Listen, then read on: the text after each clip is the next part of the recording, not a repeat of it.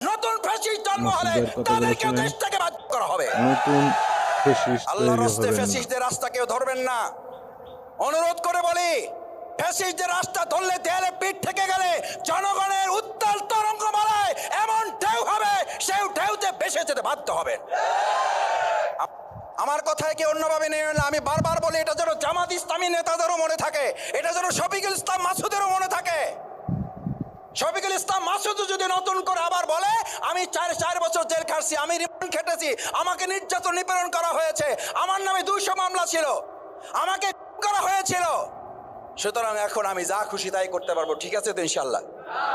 এখন এই শফিকুল ইসলাম মাসুদ মজলুম ছিল, এই শফিকুল ইসলাম মাসুদ যদি জালিম হয়ে যায়, এই জালিমের বিরুদ্ধে আপনারা রুখে দাঁড়াবেন না, বরং আপনি এমন পরিবেশ তৈরি করেন সেখানে চাঁদার কোনো পরিবেশ পরিস্থিতি কেউ তৈরি করার সাহস করতে পারবে না। প্রিয় নবী মুহাম্মদুর